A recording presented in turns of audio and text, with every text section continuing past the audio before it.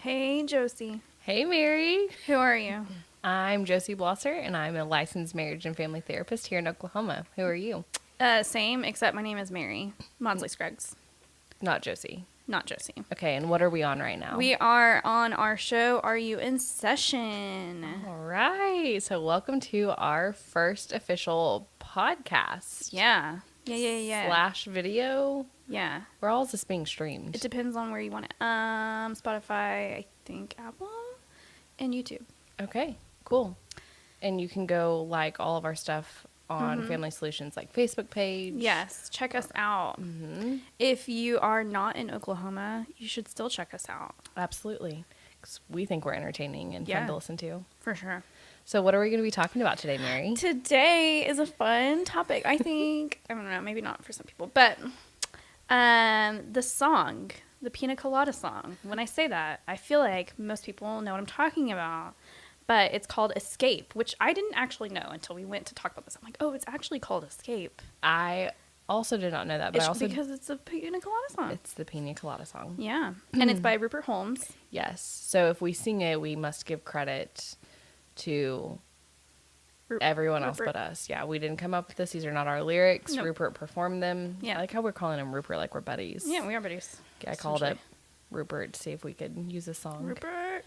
Yeah. Okay, so we'll be Let's talking talk about this song. Let's break it down. Okay, so first I think everyone should know what we're doing with the song. We're talking about the song and how it relates to like couples and maybe couples therapy and maybe even just relationships. Yes, absolutely. And since we do work with a lot of couples, I think we see how someone might end up in the situation of this song. They often do. Yeah. Well, kind of. Would you share with our listeners first kind of the story of us getting here to this song? Because this has been something you want to give me credit. Yes, I want to give you credit. Absolutely. So tell the story. Please. I just, as I got older and into this field and wiser and actually listened to lyrics of songs, because when I was a kid, I never really listened to lyrics.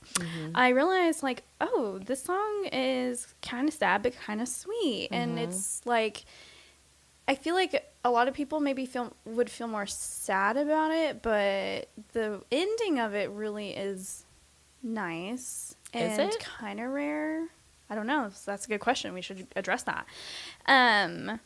And I was like, Josie, we should use that as a topic in our show. And I said it several times. And how did I respond? Just like, no, I'm just kidding. You were like, oh yeah, maybe. And then here's where I will come in and say I think I was very indifferent to it because the only part of the Piña Colada song that I knew was just the like, if you like Piña Coladas. I had never listened to all of the lyrics and verses. I didn't know the story that like went through it until probably like January of this year. It hit you. Yeah, I was listening to it. It was like shuffling on my Spotify, and I'll just never forget it because my mom was with me, and I was like, oh my gosh. Hi, Mom. And my mom was a lot more critical of me than you were when I told you this. She was like, Josie, you're a silly girl. Like, I'm going to remind myself you have a master's degree because right now it's not shining through. But once I heard it, I was like, I think Mary has told me that we need to do a podcast over this song. And my mom was like, yeah, absolutely. Be a good one. So then I was like, Mom. Mary, I think you mentioned this. And you're like, yeah. Thank you for the credit. You're welcome. So let's talk about let's tell the story of the song. Okay. Are we going to like summarize it? Yeah. Okay. I can start and you can add in. Okay. So basically he's like, I'm tired of my lady, meaning I'm thinking his wife. And he's like, okay. Oh, and he says like, we've just been together too long.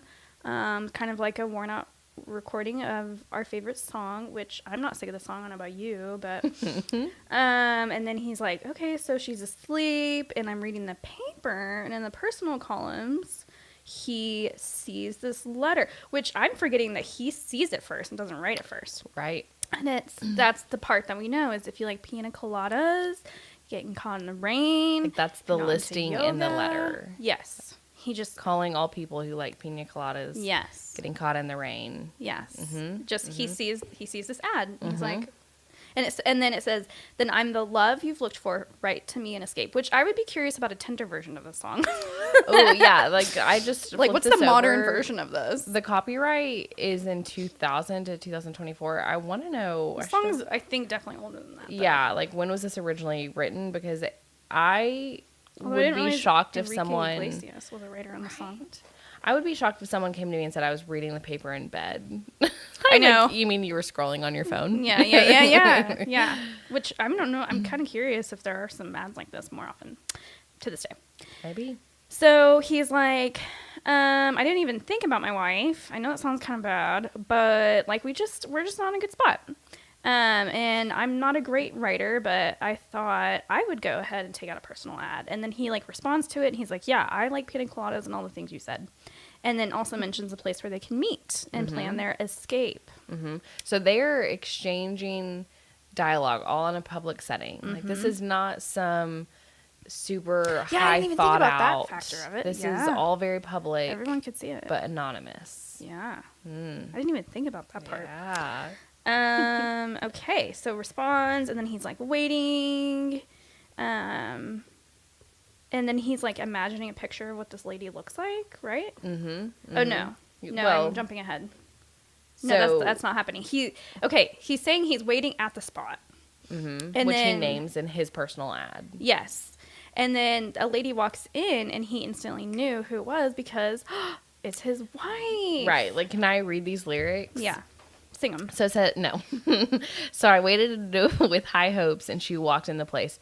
I knew her smile in an instant. I knew the curve of her face. Like, ouch. Yeah. Maybe a little bit sweet, because he knows her. It can be. Like, yeah. Who knows you more than your partner, your spouse? And then he confirms it was my own lovely lady, and she said, oh, it's you. Then we laughed for a moment and said, I never knew that you like all the same things I do, even though we have been apparently together for too long, right? And getting sick of each other. But called me a worn out recording of a favorite song. Yeah. And so basically the rest of the song is just them talking about how, like, okay, let's actually do the things together that we both enjoy, apparently. So that's the summary of the song.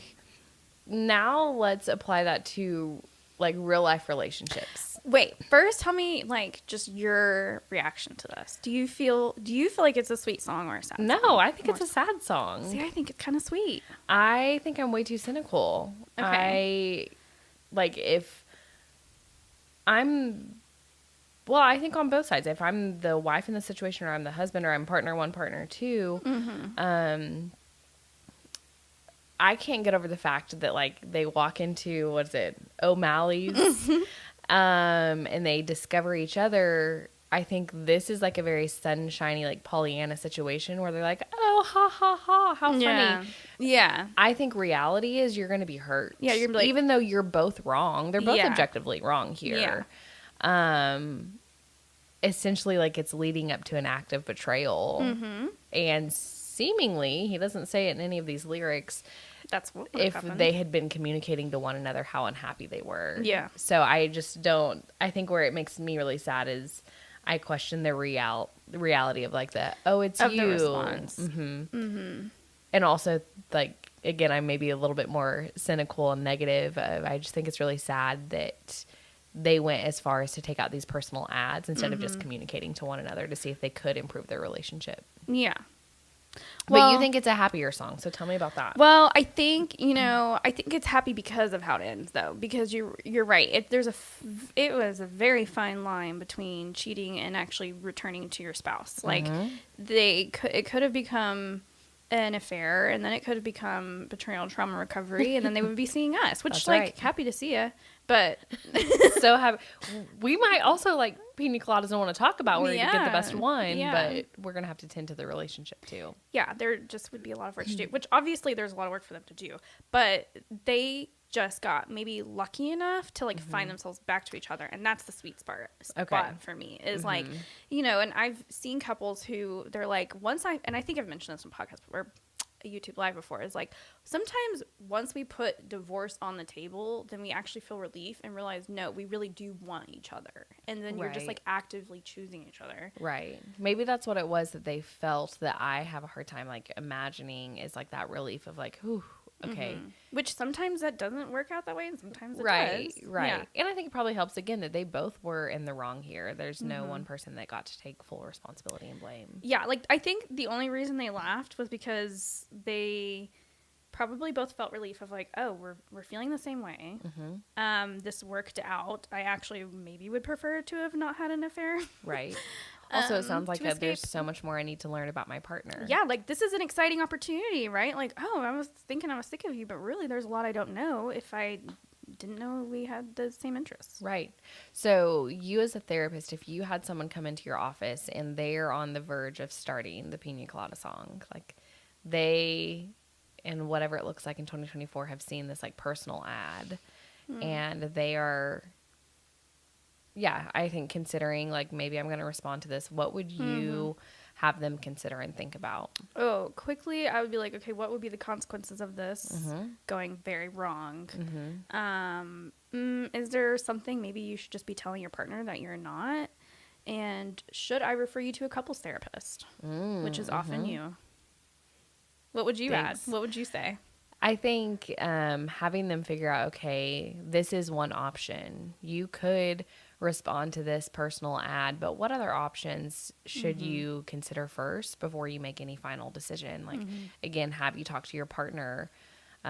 Something about this personal ad of like, do you like Piña Coladas and getting lost in the rain? And are you into yoga? And do you have half a brain? Why don't you go home and ask your partner those questions? Yeah. Like do you know that stuff? Yeah. Like, does your partner like Pina Coladas? Right. Oh, no, she probably doesn't. Well, do you know for sure? Right. Like, do you know if you like Piña Coladas? Yeah. Yeah. And how do you say, is it Pina or Pina? Let's just address that right now. Okay, Mary, you say the word and then I'll say the word. I've already said it. I say Piña Colada. I say Pina. I think that the lyric she is. Oh no, you're right. It is Pina. Yeah. I'm looking at it now. Right. I guess I was blind at one point. So I like Piña Coladas. Don't. Anywho, Let's. I was gonna. Well, Anyway, anywho. So okay, so now we are saying it the same way. Piña. I would just like to make a note that our producer Hannah is cackling at us right now. She's like typical. But again, you and I have that good rapport because we're friends and therapists, and so we can tease each other. We talk about if we like Pina Coladas or not. That's right. And how you say it. You know I like Piña Colada. Sorry, what were you saying? We were talking about what we would have someone consider if they were venturing into finding their own escape. Yeah, I think there is something to be said, something I always find myself encouraging partners to consider of. It doesn't really matter how long you have been with your partner. There's always more to discover or rediscover. You know, does your partner like peanut butter and jelly sandwiches?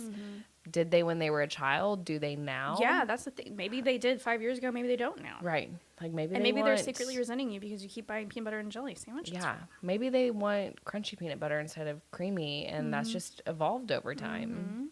Yeah, that's the beauty, I think, that the song does reflect, is that there is constantly something new about our partners that we can be learning.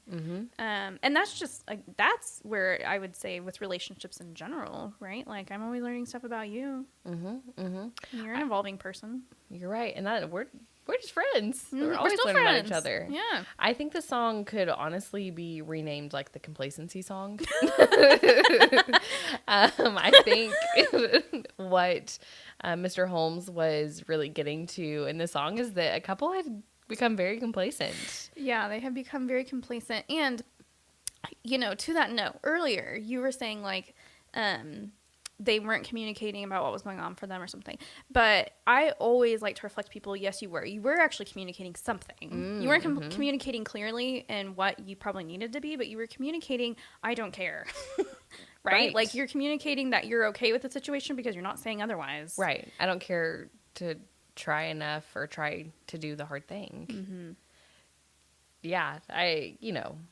One cannot not communicate. Yeah, exactly. But I'm trying to pull out my resources while I think about him. What's the name of the that guy who talks about, or I think he wrote, is it a book? The Ecology of the Mind. Girl, The I philosopher. don't Grad school things. know. No idea. I'm blanking on his name. I brain dumped all of that. It's bugging me. I bet Josh will listen to this and he can throw it in there.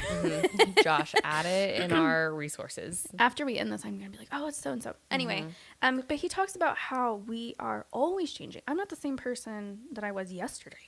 I would hope not. And I won't be the same person tomorrow.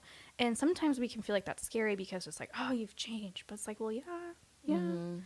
But there's beauty in that too. I think, I think of someone who has known their partner since like a young age of like teens or high 20s. school sweethearts, yeah. And that can be really scary to think about that change because it's someone that you just think you know. And it's someone that's familiar and safe. And what makes them familiar and safe is the things you think you know about them. But allowing yourself to be okay with knowing that like humans are meant to evolve and change, and you're doing it yourself. That doesn't mean there's a disruption in safety. You just have to take the time to get to know one another. Gregory Bateson. Thanks, Thank you, Josh. Yes, that's him. He's right. Thank you, Josh, for watching and for helping us out. Okay. So check out Gregory Bateson's work. So then my next question for you would be, okay, what if a couple comes into your office and they have lived this song out? They're like, hey, Mary, you know the Pina Colada song? And you'll be like, yeah, actually I do. Like, that's actually... Like they found each other on Tinder. That's actually what just happened to us. We experienced that relief of like, oh, it's you. We're still a little bit hurt. And... we're here to do some work. What are you doing then? Same things? I guess that's probably a repeat of some of the same questions I've asked. Oh, yeah. I mean, I would want to like validate their experience, but also positively reframe it to be like, here's an opportunity. Like, not everyone gets so lucky. How close were you guys to matching with someone else? Not matching with each other. Like, there's so much beauty in that. And I would really try to affirm that, I think. And then... I don't know, because then my question would be like, do we need to go back and do past work, or do we need to just do like some work around helping you figure out how to communicate effectively, and like what do you need to do to spice things up to where you're not feeling like you need to get on newspapers or Tinder or whatever. Whatever it looks like for you in this day and age. Yeah. I think that would be interesting question to ask like different therapists, because I personally think that I would want to know a little bit of like what led you guys to be here. Yeah. Like I think we have to do some history work and Obviously not jump. something was missing. Yeah, like we can't jump straight to like the solution focus model, because we need to figure out why this even became something that could be possible for you. Yeah. But if someone is more like forward leaning, forward thinking, that solution focus model that I just said, they might be like, doesn't matter how you got here, you're here, what are we going to do moving forward? Yeah. That'd be really interesting to have that as a session or a case. Yeah, a conversation. There was something I was thinking earlier, and it's bugging me because I forgot what it was. Something about when we were talking about people being different. It's like a sneeze I'm trying to get back. A sneeze you're trying to get back? Yeah, you know how when you don't have a complete sneeze, you're like, oh man. Like you just don't get I that just full... wish I had sneezed. Yeah. That's how I'm feeling right now. I wish I had just sneezed. You still feel the pressure up there? Yes. Hang on. This happens to me in sessions too. You know what I tell everyone? Like if it's important, it'll come back to you. Yeah, I say that too. I say that about it. I'm like, it'll come back to me. Do you think the writers of this song wrote this out of some inspiration of something they experienced in real life? Now we're speculating. I don't know. I can almost imagine they were just like, I could see it evolving from a real story of some kind, and then they were like laughing about it, and then they're like, oh, how do you make this a fun song? Yeah. Like I could see it being as simple as that. How do we rhyme the song? Yeah. Make it all flow. And it is a great story. It is. Also, can we talk about if you have half a brain? Like, listen, if you're unhappy in your relationship, can we aim higher for something more than just with half a brain? You're just kind of, but like that's the thing. Oh, I think this is kind of reminding me of what I was thinking about. Came earlier. back. No, I don't know. This was a different thought. I Okay. think there's another one still missing somewhere. But this can really show you how you can compartmentalize, because it almost seems like they're not necessarily comparing the ad. Like when they're like, "Do you have half a brain?" It's almost like we're not even comparing this person to my spouse. This is just what I think I would want at this point in my life. You know what I'm saying? Because when he says like I wasn't even thinking about her as I'm looking at this ad, Right. I can really reflect how you can really compartmentalize. Like it's almost like you're a different person. Right. That's kind of wild. I think something that goes in like my personal and professional like theology of relationships. I think I'm making up words and things now, but anywho, is once you're in a committed relationship with a partner, you have to always think through the filter or see through the lens of, what about my partner? Like, how is this going to impact my partner? How will this make my partner feel? So to me, that really speaks to the unhealth of this relationship, is that at some point that filter was disabled. Yeah, where it was just like, this is something I do on my own. Right. And, you know, I think we talked about like, well, have you asked your partner if they like Yeah. Pina Coladas? Yeah, a lot of assumption because you think you know the person. Obviously, you don't. And I feel like we are. Should make the note, like we're talking specifically probably about monogamous relationships, but Right. same with polyamorous and open relationships of any kind. Like you're thinking about your relationships, right? You should be considering not just you. Yeah. Basically, how is everything you do going to impact the people that you claim to care about? And can you do something proactively that will avoid that like hurt or frustration or disappointment or betrayal? I really do appreciate your perspective of like they were just one step away from it being something that could have been very damaging and hurtful, even if they both were unhappy. Because we also have to talk about that. Like they were both unhappy. It wasn't just one. Like there wasn't one who was totally blindsided. Like, what? I thought we were good. They both recognized that they weren't happy and they weren't talking about it. They were just going about their days, doing their thing. You know, I think one thing this job has taught me is that people have a really high, I call it a high tolerance for discomfort, where people get very comfortable in like the uncomfortable. Because it's more familiar. Yeah. Whereas, it's predictable. Right. I personally think I'm a weenie, and the moment something feels uncomfortable or I don't like it, I'm like telling someone. Maybe I'm not telling the right person. But I think especially in relationships, you just see people, they don't say things. Here's another thought I had. Maybe there were like 3 thoughts floating around my mind that have disappeared. You're having good A couple ones, are coming though. back. I saw a TikTok the other day where I'm always having to reference TikTok. I must be on it too much. This girl was like, "Can you guys like stitch this and tell me why people say marriage is hard?" And this one person that I saw like stitch it was like, "It's not if you like your partner," which maybe. But I feel like what this song reflects is it is kind of hard in the way of like you do obviously need to actively be doing work to know who your partner is today and care to their needs and vice versa, and be telling them what is going on for you. Like that's probably part of what makes marriage hard, I would think, is like there's constantly work, even if it's not big.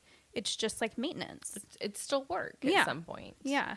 I think, you know, which I'm like, maybe we should save that for another podcast, that saying of like marriage is hard. Sometimes it's harder for some. And sometimes I think really what I think people are trying to say is marriage requires constant effort That's and work. We should change it. Marriage requires work. Constant. Constant work. I think, because I think Consistent. people, right. Constant and consistent work.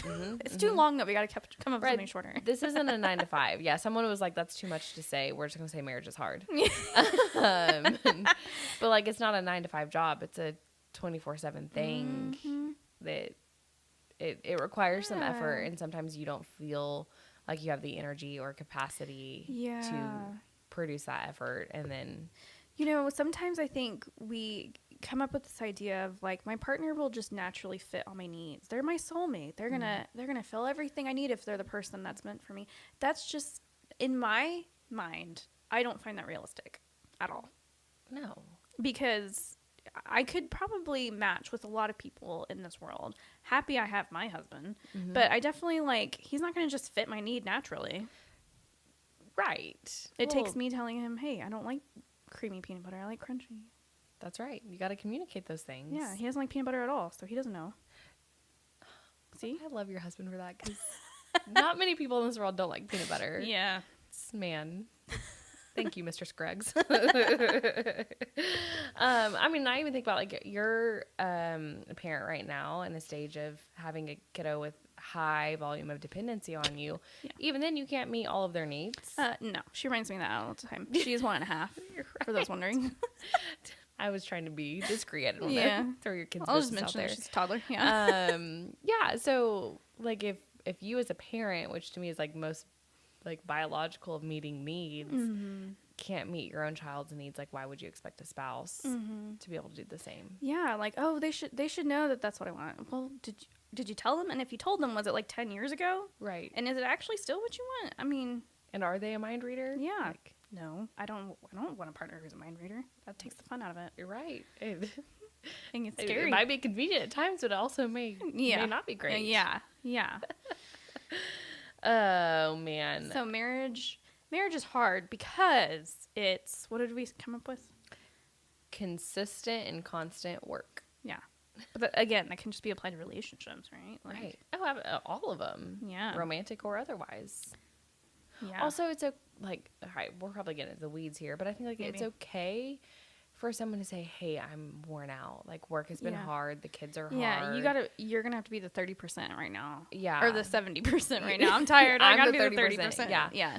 But communicate that. Yeah. And you can change it. It doesn't be like that forever. Right. I want to show up in the way I can, but right now maybe showing up means I'm being honest. And if they're not willing to do that, then you can have another conversation about that. Right. Yeah. So the theme seems to be here, we should probably talk to your partner. Yeah. If you think you know what happens when you assume things, you make a naughty word out of you and me. And me. That's what this song is essentially saying, I think. Complacency song. I'm going to rename it. Yeah. Well, I think we're probably at time. Is that right, Producer Hannah? Okay. Any questions our way? Do people want us to sing more? Does anyone, does Josh have a thought? Would you like for Mary to sing the chorus of the song? No. But we should, you know what we should do? We should put up a poll and just have people vote on how they say Pina, and then tell everyone who says Pina that they're doing it wrong. At least that wouldn't be helpful. I'm just kidding. We decided we know how to say it correctly now. Yeah. And by we, you mean me. You're right. I was saying it correctly the entire time.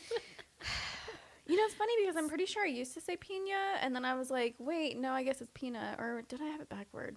I think at one point in time I had caught myself, but I didn't. You were really committed to Pina today. I was like, I think you're saying it different. That's such a nice way of saying you're wrong. Okay, let's wrap it up. Yes. So when are we going to be back? Next month, first Thursday of the month at 12:30ish. Because we always have something go wrong when we try to do our setup for some reason. Yeah. But I would love to know. I want a poll of some sort. I want people's feedback on this one. I want to know what people's thoughts are on this song. I would like to know if they think it's a happy or sad song. Yeah, maybe that's. Are they cynical and hard-hearted like me, or are they optimistic like you?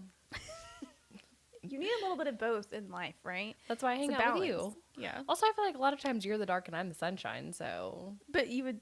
Yeah, that's true. Most of the time, I think, right? Yeah. I don't know. Dude, I guess it depends on the topic. Maybe that's why we balance each other off so much, because we're not usually 100% the same. That's right. I think that's why Josh wanted us to do this podcast, because we're friends and therapists and we bounce really well. Yeah, I think that's exactly what he said. So, okay, well, thank you for joining us.